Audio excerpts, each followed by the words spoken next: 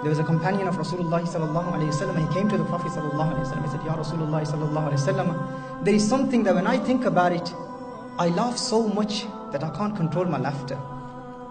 And then there is another thing, when I think about it, when I remember it, I cry so much, but I can't control my tears. The Prophet sallallahu alayhi wasallam said, what is that? He said, Ya Rasulullah sallallahu alayhi wasallam, in the time of Jahiliyyah, in the time of ignorance, there was a time when once I went on a journey and I decided to take my God with me, the idol that I used to worship. And he said, the idol that I carried it and it was very heavy. And I thought that I will die under the burden of my ma'bud if I carry this ma'bud with me. So he decided to create another ma'bud. He said, I got together some flowers, some atta, then I made the idol. And he said, then I made the idol with atta and then I weighed it and it was a lot lighter. And I decided I'll take the ma'bud with me. So I took the ma'bud with me on the journey. And then wherever I would stop, I would worship the ma'bud, I would worship my God. And then he said that the food that I had taken with me, it had finished. And then for some days I became very patient and I did sabr, but then I lost patience, I lost sabr. And then one day I felt so hungry that I just prepared that atta and I made some khubz with it, some bread with it, and I started to eat it. And he said, oh God, if you're not going to help me now, then when will you help me? The companion said, Ya Rasulullah sallallahu alayhi wasallam, that this was the state of our ignorance, this is how ignorant we were. He said, now think about that. I can't stop laughing. I cannot stop laughing. This is how ignorant we were. And there's one thing, when I think about that, I can't stop crying. The Prophet sallallahu alayhi wasallam said, what is that? He said, Ya Rasulullah sallallahu alayhi wasallam, in the time of ignorance, in the time of Jahiliyyah, there was a time when I went out from my place and my wife was pregnant. And you know the kind of cultural pressure that we had at that time about having daughters.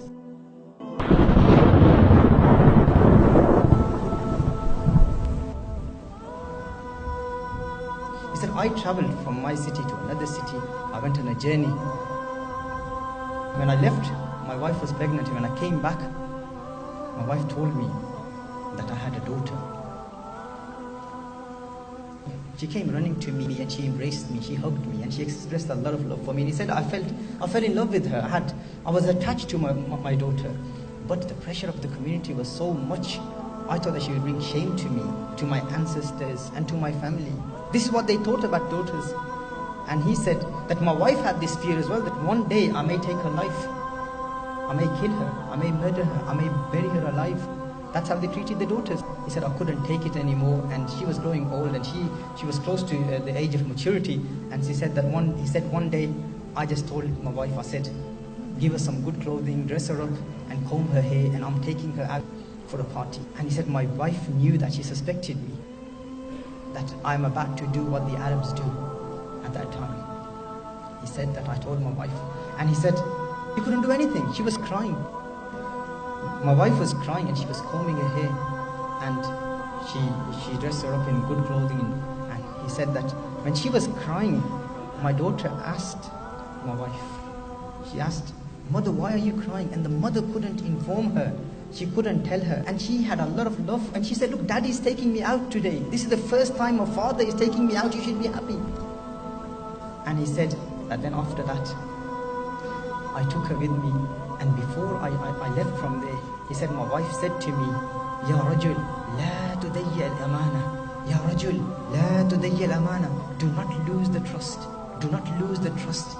When she's a amana, she's a amana, do not lose the trust. He said, I had a lot of love for her, but I took her with me. He said that I took her. He said, I went there, and she was talking to her father. She was constantly asking me, where are we going? Where are we going, oh father? And then the father said that I'm taking you somewhere. And then the father takes her to a place and he says that I dug up in the desert, I disintegrated the zameen. And then after that, she was helping her father. She was helping her father. And the father, according to one narration, he was sweating and she was feeling sorry for her father. That the father is tired, so she would help her father. Allahu Akbar Kabira. And then he said that I became so ruthless, so stone-hearted, that I picked her up and I threw her in the ditch. I threw her in the ditch in that qabr. And she started to scream. She started to cry. Oh Father, Baba, what are you doing? Oh Father, what are you doing? What are you doing to me? We were supposed to go for a party, for a celebration, according to one narration, to a relative's wedding. What are you doing, oh Father? He said, I had love for her, but I couldn't do anything. And then, according to another narration, the father he says that I had some dust on my beard, and she was in the ditch, and she was cleaning the dust. She was cleaning my face out of love. And he said, but I became so ruthless. And then one thing that she said, what she heard from her mother, what the mother said, La tudayyi al-amana, La tudayyi al-amana. She said, Baba, oh Father, remember what my mother said? Do not lose the trust. This amana, do not lose the trust. He said, nothing affected me. And then gradually, her tiny voice, I couldn't hear it anymore. And then she passed away.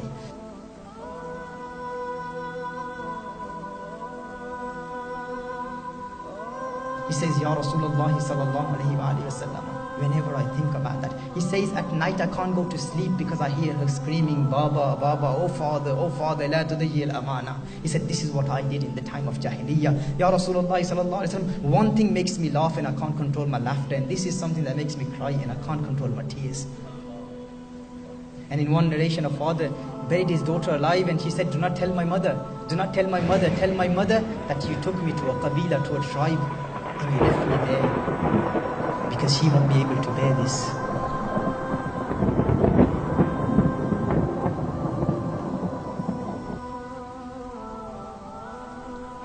In one incident, the Prophet ﷺ was sitting next to Sayyidatuna Fatimah Zahra radiyallahu ta'ala anha, Rasulullah ﷺ's daughter, and the Prophet ﷺ started to cry.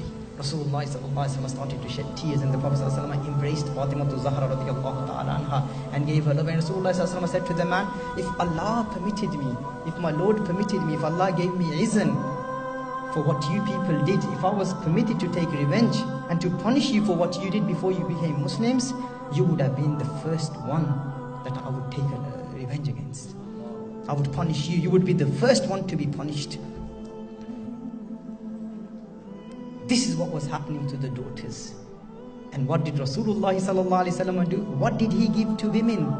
Allahu Akbar Kabira. You know, there's one incident where three brothers sold their mother in the market for 900 dirhams. 900 dirhams. This is what was happening in the Arab civilization. For 900 dirhams, they actually sold their mother. And Rahmatul lil Alameen, Rasulullah sallallahu alayhi wa sallam, what did he do? He made people, the same Bedouins, the same ruthless people, he made them believe that Jannah is at your mother's feet. And this wasn't just the saying, they actually believed in that. The companions believed in that. This is how Rasulullah sallallahu alayhi wa sallam totally transmogrified the values of humanity. He changed the understanding about humanity. They didn't know what humanity was.